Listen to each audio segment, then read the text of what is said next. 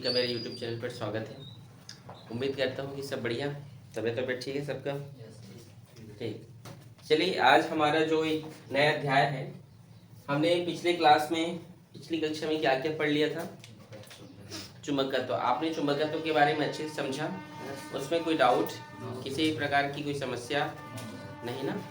आज हम अध्याय 6 पढ़ेंगे। क्या पढ़ेंगे?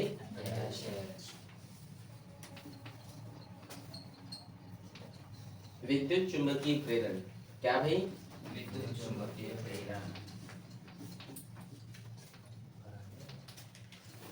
विद्युत चुंबकीय प्रेरण।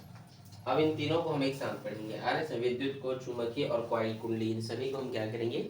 एक साथ पढ़ेंगे। ठीक है, तो देखिए ये बहुत ही मजेदार चैप्टर है और इस चैप्टर में हम पढ़ेंगे कि किस प्रकार से जो है इलेक्ट्रिसिटी जो है उत्पादन होता है, विद्युत का उत्पादन हुआ। आज आप जो भी इलेक्ट्रिसिटी देख रहे हैं, इन सभी का उत्पादन जो है इसी चैप्टर में आप पढ़ेंगे। ट्रांसफार्मर कैसे बना, या ट्रांसफार्मर का उत्पादन, ट्रांसफार्मर में धारा किस प्रकार से होती है, इस सभी जो इसी चैप्टर में आप क्या करेंगे, उसे पढ़ेंगे। ठीक है, आ रहे समझ में रजनी? प्राय ये सभी स्कूल में इसको आप लोग पढ़ लिए होंगे, आप अपने अपने पढ़ लिए। कितने स्कूल वाले पढ़े? अच्छा, आप लोग कौन चैप्टर में आए होंगे? 6 चैप्टर से निकले। तो ये तो 6 चैप्टर है, इसी से तो 7 चैप्टर में पढ़ ली हो इसको? हाँ ठीक, तो वही तो पूछ रहा हूँ, पढ़ ली हो कि नहीं ऐसा करके, क्योंकि एक बार आप लोग पढ़ लिए हो तो आसानी होगा समझाने में। ठीक है, तो देखिए इस चैप्टर को स्टार्टिंग करने से पहले हम एक कुछ टर्मिनोलॉजी पर बात करते हैं, जिसका नाम है चुंबकीय फ्लक्स। किस पर बात करेंगे? ये चुंबकीय फ्लक्स क्या होते हैं? ठीक है, मैग्नेटिक फ्लक्स, जैसे बल रेखा होती है ना, वैसे ये भी क्या है, जैसे आपने फ्लक्स पढ़ा है गॉस थ्योरम में आपने पढ़ा है कि नहीं भाई? ऐसे कोई है जो नहीं पढ़े हैं? ठीक है, तो देखिए आप सभी जानते हैं इसे हम किससे रिप्रेजेंट करते हैं? फाई से इसे हम रिप्रेजेंट करते हैं, सभी जानते हो। चुंबकीय फ्लक्स होता ही क्या है? चुंबकीय फ्लक्स क्या है? तो आपने चैप्टर 1 में विद्युत फ्लक्स के बारे में पढ़ा था। क्या है विद्युत फ्लक्स, बताइए। विद्युत क्षेत्र से निकलने वाली, बस इसमें बोल देना चुंबकीय क्षेत्र से निकलने वाली लंबवत बल रेखाओं को, कैसी बल रेखा? चुंबकीय क्षेत्र, आपने बोला ना विद्युत क्षेत्र से निकलने वाली बल रेखा को विद्युत फ्लक्स कहते हैं। तो इसमें क्या बोलोगे कि चुंबकीय क्षेत्र से निकलने वाली लंबवत, बोलो चलो आप लोग बोलो, अब बोलो ना। चुंबकीय क्षेत्र से लंबवत निकलने वाली, ठीक है क्या जी, बल रेखाओं को हम चुंबकीय फ्लक्स कहते हैं, इसे हम फाई से रिप्रेजेंट करते हैं। समझ में आया? मान लेते हैं कि ये एक चुंबकीय फ्लक्स है, सॉरी मान लेते हैं कि एक चुंबकीय क्षेत्र है। क्या है ये? चुंबकीय क्षेत्र। और ये इस पर लंब है, लंब मतलब ये इस प्रकार से है। ठीक है, ठीक है, इस चुंबकीय क्षेत्र में एक लंब है, ठीक है, इस प्रकार से है। ठीक है, समझ रहे हैं ना आप लोग? अब मैं कैसे बनाऊंगी इसको, ऐसे समझ गया ना? ठीक है, लंब है ये भी, ठीक है। और यहां पर हमने क्या किया है, यहां से ये इसकी चुंबकीय क्षेत्र की तीव्रता हम मान लिए हैं बी। क्या मान लिए हैं? बी, जो लंब के साथ क्या कर रहा है, थीटा कोण बना रहे हैं। क्या बना रहे हैं? ये ए है इसका क्षेत्रफल। ठीक है, आ रहे समझ में? तो इस चुंबकीय क्षेत्र के कारण यहाँ पर दो घटक उत्पन्न होंगे, एक थीटा के पास वाला cos थीटा और थीटा से दूर वाला sin थीटा। ठीक है, तो इसको लिख सकते हैं बी, इसको क्षैतिज घटक कहते हैं, इसको लंब घटक कहते हैं। ठीक है, डी साइन थीटा, या इसको आप क्या बोलते हैं यहाँ पे, क्षैतिज घटक कहेंगे, और इसे आप क्या कहेंगे भाई, लंब घटक, और ये क्या होगा, बी cos थीटा। समझ में आ रहा है? पढ़ा रहा हूँ, आ रहा है कि नहीं? देखिए ये तो आप समझे चुंबकीय फ्लक्स क्या है बेटा, बड़े ध्यान से समझे, रटने वाला कोई भी चीज नहीं है। ये चुंबकीय क्षेत्र से निकलने वाली कैसी बल रेखा, लंबवत बल रेखा को हम चुंबकीय फ्लक्स से कहते हैं, इसे हम फाई से रिप्रेजेंट करते हैं। समझे कि नहीं? परिभाषा समझ में आ गया आप लोग को? Yes sir. ठीक है, वेरी गुड। देखिए चुंबकीय फ्लक्स, यहाँ जो चुंबकीय क्षेत्र है यहाँ पर जो बी है, इसके दो घटक हैं हमने देखा। एक है लंब घटक है और एक क्या है, क्षैतिज घटक है। यहाँ पे लिख दूं क्या, क्षैतिज घटक, ठीक है। जिसके कारण यहाँ पर देखिए थीटा का पार्श्व वाला बी कॉस थीटा और थीटा से दूर वाला बी साइन थीटा। यहाँ से किसी प्रकार की कोई दिक्कत किसी को नहीं ना? तो इसके लिए हम एक छोटा सा क्या करेंगे, कैलकुलेशन करेंगे, ठीक है। एक छोटा सा इसके लिए सूत्र की स्थापना करेंगे, ठीक है। Phi equals to B cos theta into A. A हम बी कॉस थीटा में ए का गुणा करेंगे, क्यों? क्योंकि ये इसका क्या है, क्षेत्रफल है, इसको करना जरूरी है, ठीक है यार, समझ में। ये बी कॉस थीटा क्यों लिए हैं? क्योंकि चुंबकीय फ्लक्स वो है ना, लंबवत निकलने वाली बल रेखा, और ये तो क्षैतिज निकलने वाली बल रेखा है भाई। तो लंबवत कौन सी बल रेखा निकल रही है, बी कॉस, इसलिए क्या लिखा हुआ यहाँ पे, B cos theta into A. A इसका क्षेत्रफल, ठीक है। आगे देखिए phi equals to A B cos theta, आ रहा है समझ में, ए बी कॉस थीटा। यहाँ से किसी कोई दिक्कत बेटा, समझ आ रहा है, पढ़ा रहा हो जाते हैं, ठीक। अब आप पढ़े हैं क्लास 11th में कि A vector into B vector equals to क्या होता है, ए बी कॉस थीटा। क्या होता है, ए बी कॉस थीटा, ठीक है। तो देखिए ए बी कॉस थीटा को हम कैसे लिख सकते हैं, ए वेक्टर इनटू बी। समझ में आया, ठीक है। ए वेक्टर डॉट बी वेक्टर, ठीक है। डॉट प्रोडक्ट क्रॉस प्रोडक्ट आपने पढ़ा है ना क्लास 11th में, ठीक है। तो देखिए अच्छा, आप ये भी जानते हैं यहाँ पर मैंने वेक्टर का साइन लगाया भी, इसमें नहीं लगाया हूँ, क्योंकि चुंबकीय फ्लक्स क्या होती है, अदिश राशि होती है, ठीक है। और ये दोनों क्या होते हैं, सदिश होते हैं। आप जानते हैं ना, ए सदिश होता है, बी भी सदिश होता है। बी मतलब क्या बोलो तो, बी क्या है, यहाँ पर किस चीज को रिप्रेजेंट कर रहे हैं, तुम बोलो।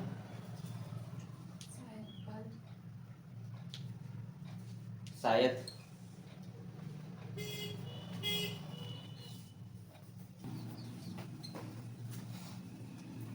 यहाँ का किसी कोई समस्या भाई? यहाँ पर कुछ हम स्पेशल केस देखते हैं।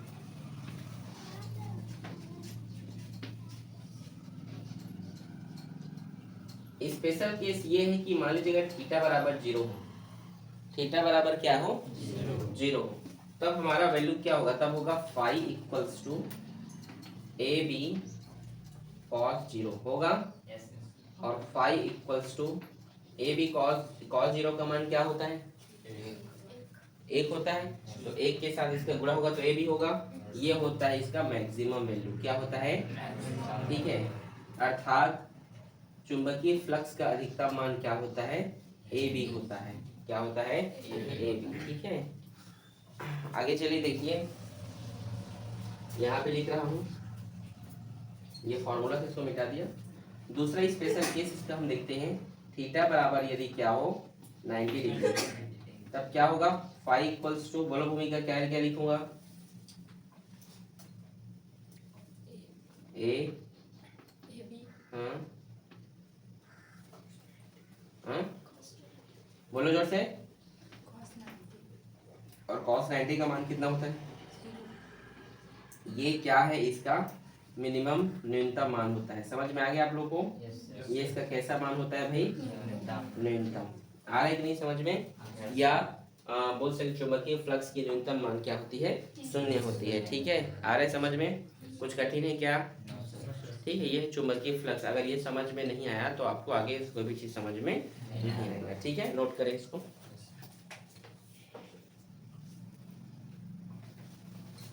ठीक, नोट कर लिए।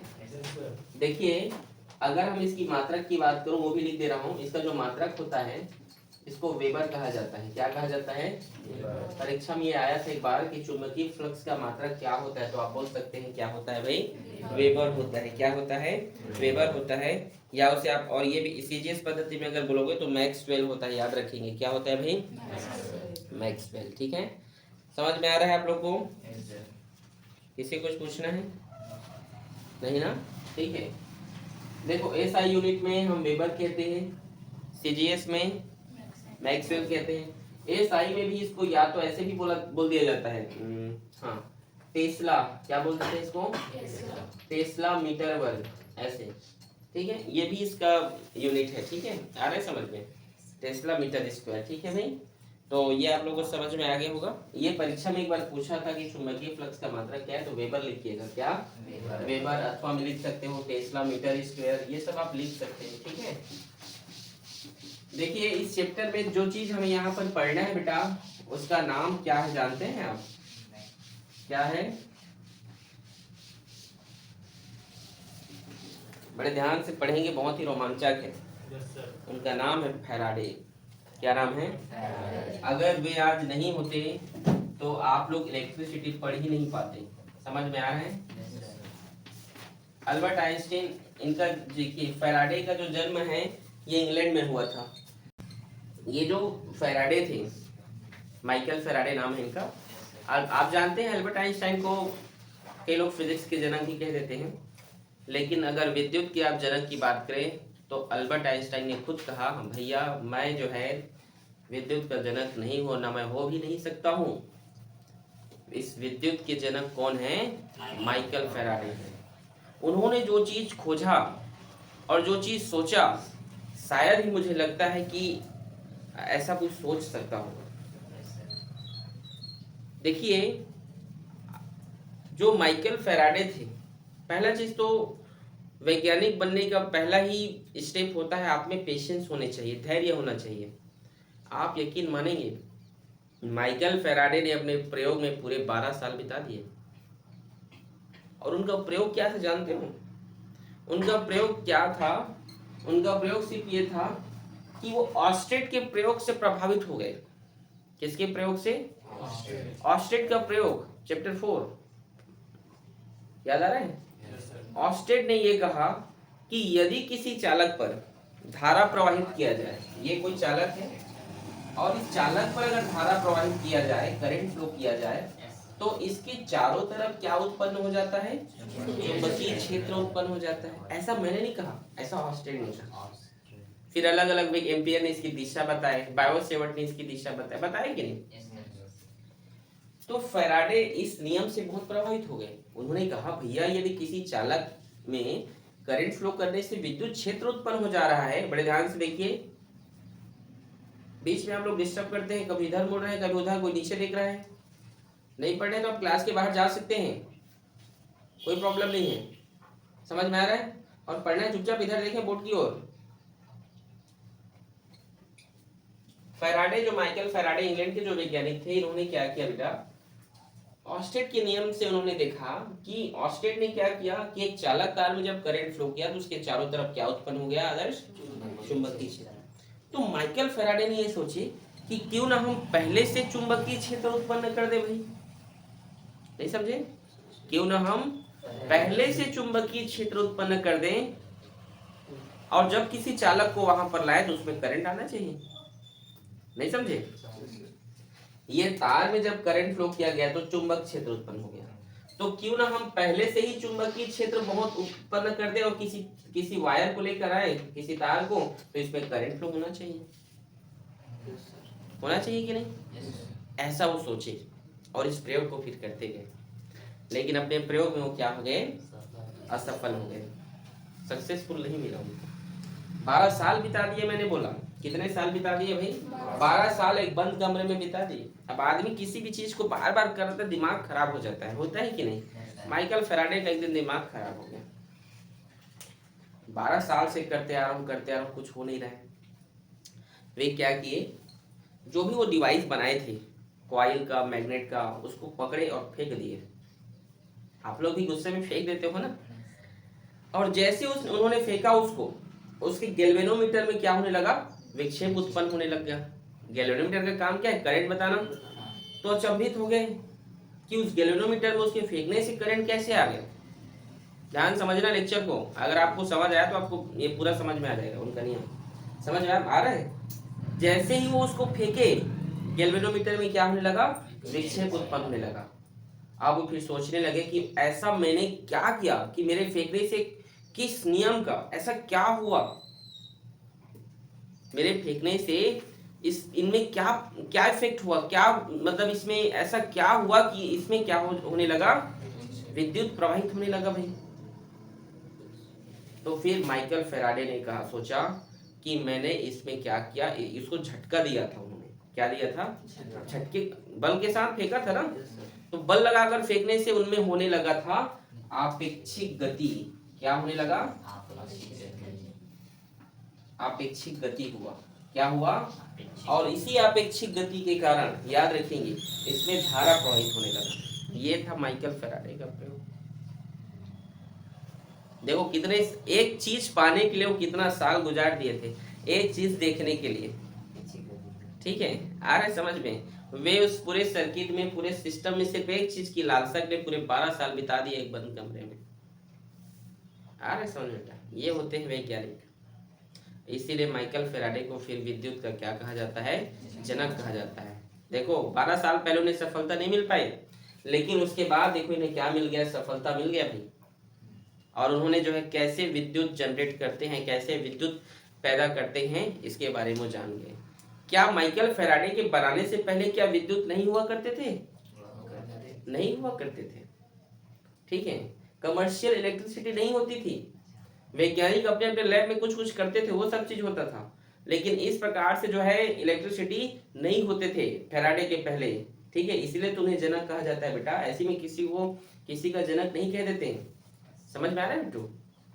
आ रही कि नहीं? तो माइकल फेराडे से पहले भी इलेक्ट्रिसिटी होती थी, ऐसी बात नहीं है, लेकिन वो सब लैब वैब में तैयार होते थे। वैज्ञानिक अपने लिए जो है कुछ कुछ बनाते रहते थे, उनके लिए वो यूज होता था। आ रहा है समझ में? लेकिन पूरे अगर बात करें आप विद्युत की, तो वो फेराडे की ही देन है। अगर फेराडे ने जो है इलेक्ट्रिसिटी नहीं बनाया होता तो bulb J Thomson Alva Edison, sorry J Thomson बोलता हूँ, थॉमस एल्वा एडिसन, आप जानते हैं उनको? थॉमस एल्वा एडिसन के बारे में जानते हैं ना, जिन्होंने क्या बनाया था? बल्ब बनाया था। वो बल्ब वो कैसे बनाते? अगर इलेक्ट्रिसिटी नहीं होता तो बल्ब कैसे बनाते? समझ में आ रहा है? थॉमस एल्वा एडिसन तो बेचारे कई साल तक जो है तपस्या किए थे। कहते हैं तपस्या मतलब जंगलों में नहीं, मतलब ऐसा जो है प्रैक्टिस करते करते बहुत लंबा समय गुजर गया उनका। ठीक है, ये 1821 में ये प्रयोग हुआ था। इतना लंबा समय बीत गया प्रयोग करते। ये 1821 में उनको सफलता ये मिला था। ठीक है, चलिए हम आगे बात करते हैं बेटा। आपेक्षिक गति अब है क्या? आपेक्षिक गति एक प्रकार का झटका है। आपेक्षिक गति का मतलब होता है कि एक चीज क्या रहे, या तो चुंबक या तो कॉइल, दोनों में से कोई एक चीज स्थिर होना चाहिए। समझ गए? और किसी दूसरे को तेजी से उसके पास लाना आपेक्षिक गति कहलाता है। अगर पूछे आपेक्षिक गति क्या है, तो या तो कुंडली या तो चुंबक, दोनों में से किसी एक को स्थिर अवस्था में रहना पड़ेगा और किसी दूसरे को तेजी से उसके पास आना पड़ेगा। उसे क्या कहा जाता है? आपेक्षिक गति। जैसे अचानक से बस हमारे पास रहता है, हम लोग डर जाते हैं कि नहीं? नहीं डरते हो? एक अलग भाव पैदा हो जाता है तुरंत, तो वैसी जो है इसमें तुरंत क्या होने लगता था? इलेक्ट्रिसिटी पैदा हो गया। बोलो समझ में आया आप लोग को? आया कि नहीं? ठीक है, अब फेराडे ने क्या किया, इस प्रयोग को उन्होंने बार बार करते गए। ठीक है, किसी को यहाँ तक कोई समस्या बेटा? और माइकल फेराडे ने इस प्रयोग को जब किया, तो मैं उनके बारे में बताना चाहता हूँ यहाँ पर 2 लाइन कि माइकल फेराडे, देखो उन्होंने क्या किया बता रहा हूँ।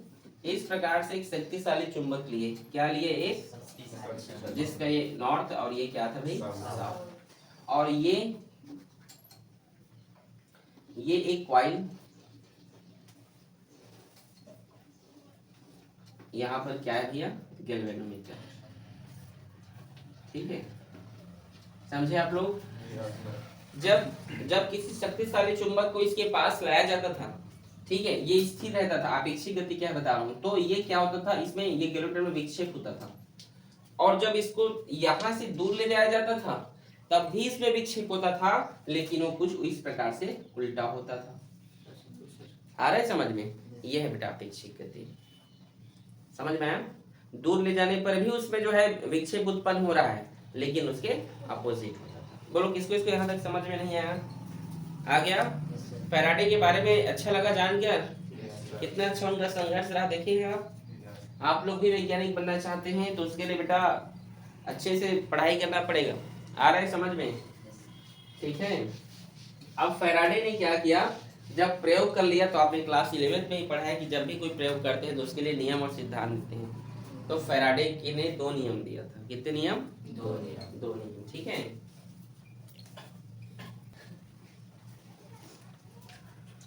फैराडे का पहला नियम,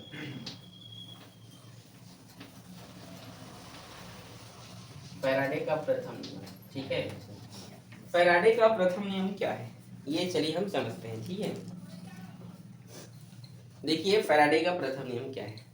जब कुंडली, क्या जी, जब कुंडली और चुंबक के बीच, ठीक है, अभी हमने एक चित्र बनाया था ना चुंबक और कुंडली करके। ठीक है, जब चुंबक और कुंडली के बीच क्या कराया जाता है भाई, आपेक्षिक गति कराया जाता है। ठीक है, तब क्या होता है, फ्लक्सों की संख्या में परिवर्तन होता है।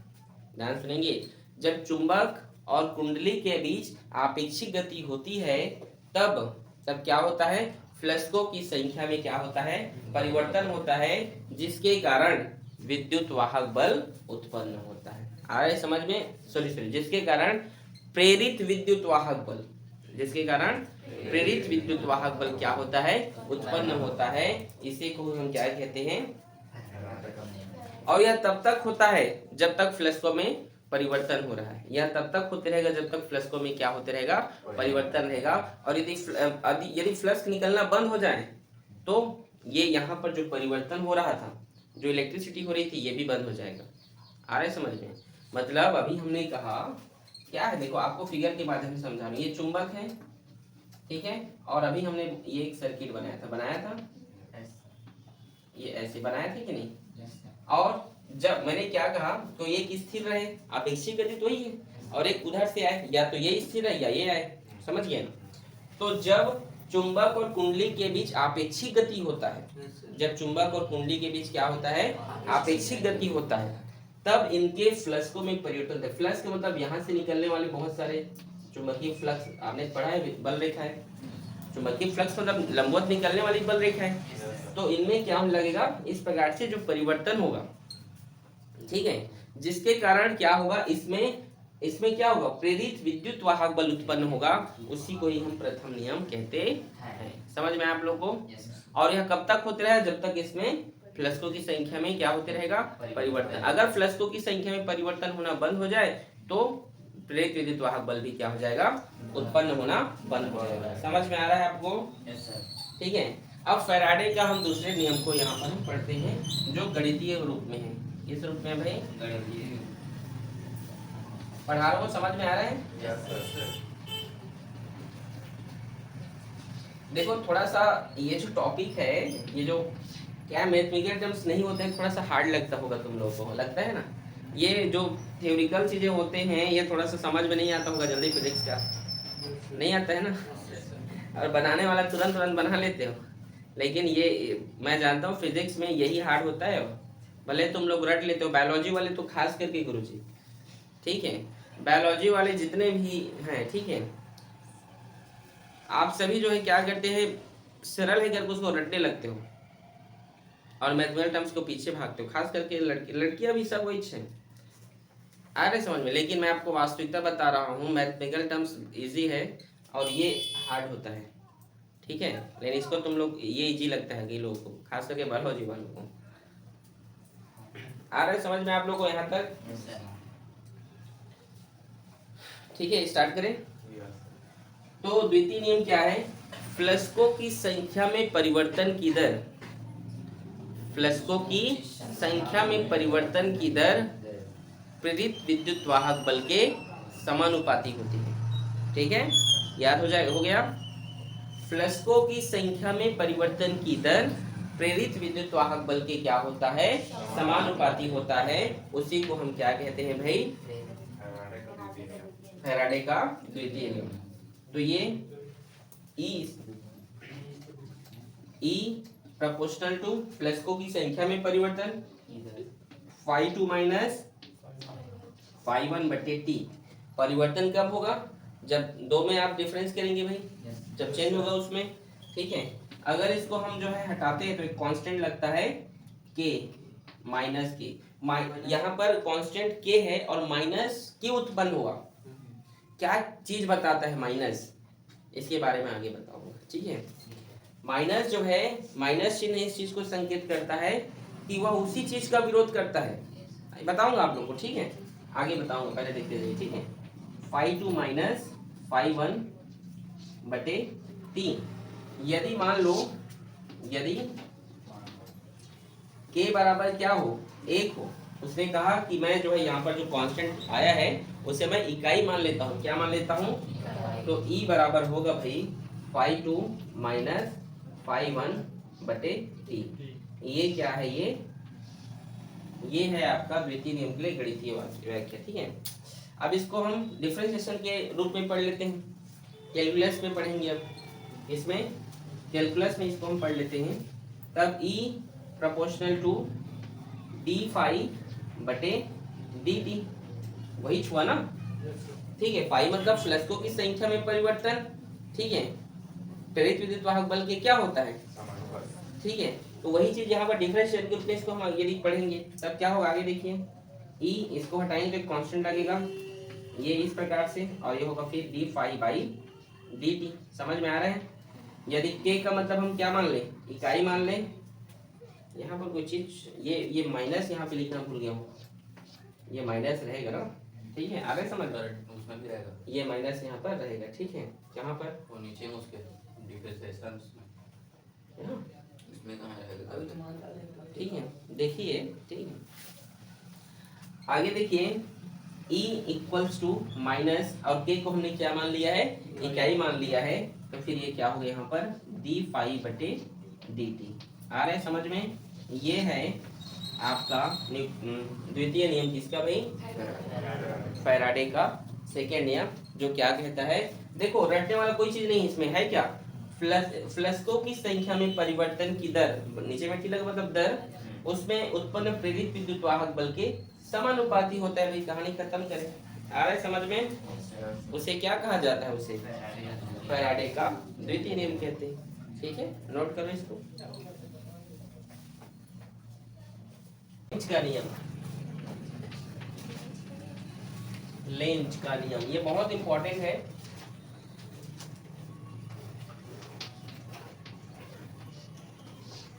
देखिए लेंज का नियम क्या है भाई, तो इन्होंने फैराडे के नियम को आगे बढ़ाया। क्या किया तमन्ना जी? इन्होंने फैराडे की कॉन्सेप्ट को क्या किया, आगे बढ़ाया। फैराडे का नियम क्या है, अभी मैंने आपको बताया, क्या है बोलिए? कि यदि पहले से क्या कर दें, हम चुंबक निर्मित कर दें और उसके पास हम क्या लाएं, कोई भी कुंडली लाएं, तो उसमें भी क्या होने लगेगा, बोलिए?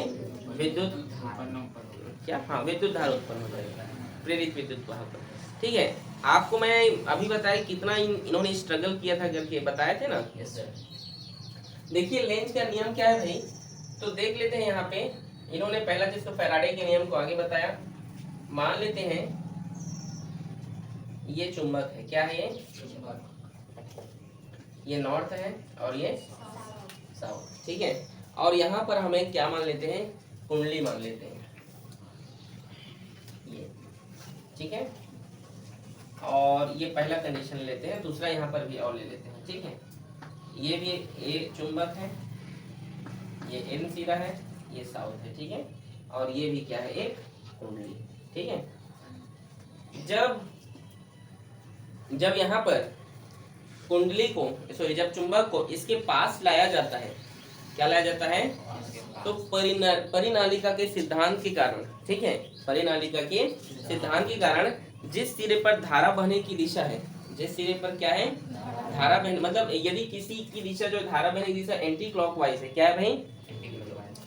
घड़ी जानते हैं ना, क्लॉक और एंटी क्लॉक समझ रहे हैं? Yes sir. धारा बहने की दिशा यदि एंटी क्लॉकवाइज होगी तो वह नॉर्थ पोल की तरह व्यवहार करेगा। तो ये जो कुंडली है ये किसकी तरह व्यवहार करेगा भाई? नॉर्थ पोल, मतलब एंटी क्लॉकवाइज। धारा कैसे बहेगी? इस तरीके से, धारा इस तरीके से बहेगी। Yes sir. ये एंटी क्लॉकवाइज है, तो इसको शो करने के लिए हम ऐसे बना देते हैं इनको, ये समझने के लिए एन है, क्या है ये? एन, ठीक है, समझ गया।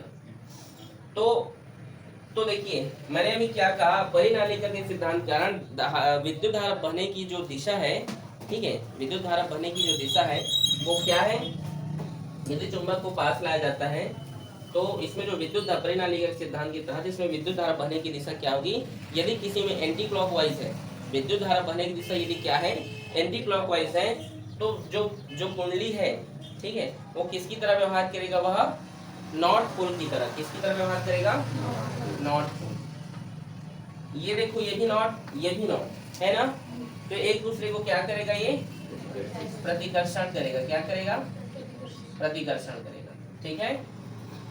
जब ये लेंज ने इस प्रयोग को देखा, जब किसी मैग्नेट को इसके पास लाया गया तो इसमें धारा बहने की दिशा एंटी क्लॉकवाइज हुई, तो नॉर्थ पोल की तरह व्यवहार किया, लेकिन ये पास लाने की कारण तो प्रतिकर्षण हो गया, ठीक है।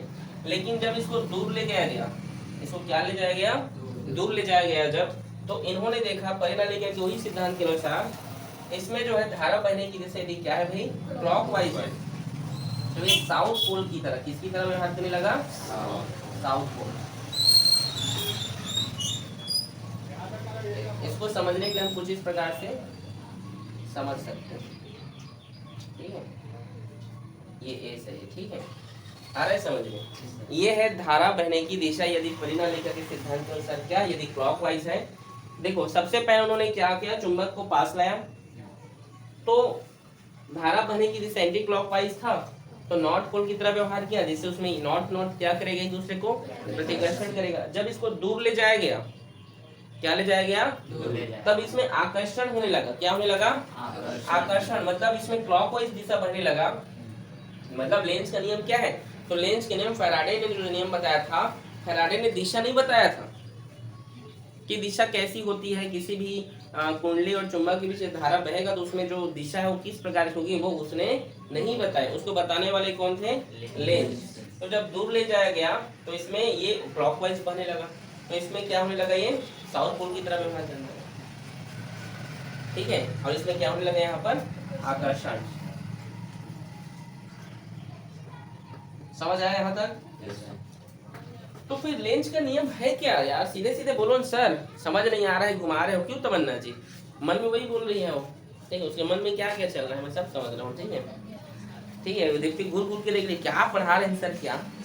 तो लेंज का नियम यह है, जब कुंडली और चुंबक के बीच आपेक्षिक गति होती है, आपेक्षिक गति क्या है मैंने हम देखते हैं, जब कुंडली और चुंबक के बीच क्या होत कराते हैं, जब आपेक्षिक गति होती है तो वह उस कारण का विरोध करती है, तो वह क्या करती है, उस कारण का विरोध करती है जिसके कारण वो खुद उत्पन्न हुआ है, ठीक है। ये इसकी परिभाषा है, पेपर में आएगा। लेंज का नियम क्या है, तो जब चुंबक और कुंडली के बीच आपेक्षिक गति होती है, कैसी गति होती है, आपेक्षिक गति होती है, तो कुंडली में प्रेरित विद्युत वाहक बल, कुंडली में क्या जी, प्रेरित विद्युत वाहक बल की जो दिशा होती है इस प्रकार की होती है कि वह उस कारण का विरोध करती है, ठीक है, जिसके कारण स्वयं क्या होता है, उत्पन्न हुआ रहता है। समझ में आया, ठीक है। एक बार और बोलो क्या परिभाषा, जब कुंडली और चुंबक के बीच आपेक्षिक गति होती है तो कुंडली में प्रेरित विद्युत वाहक बल की दिशा इस प्रकार होती है कि, किस प्रकार होती है, कि वह उस कारण का विरोध करती है जिसके कारण वो स्वयं क्या होती है, उत्पन्न होती है। अभी तो समझ में नहीं आया होगा, देखो इसके कारण ये उत्पन्न हुआ है, लेकिन ये एक दूसरे को प्रतिकर्षित कर रहा है कि तुम मेरे पास मत आओ, तुम मेरे पास मत आओ, एन प्रतिकर्षण। तो ये जिसके कारण पैदा हुआ खुद बोल रहा है कि तुम मेरे पास मत आओ। समझ में आया, वो पास आना चाह रहा है लेकिन उसको दूर कर दे रहा है कि तुम मेरे पास मत आओ, ठीक है। सेकंड कंडीशन में देखो कि जब इसको दूर ले जाया जा रहा है तो तुम मेरे दूर मत जाओ, पास आओ, आकर्षण कर रहा है।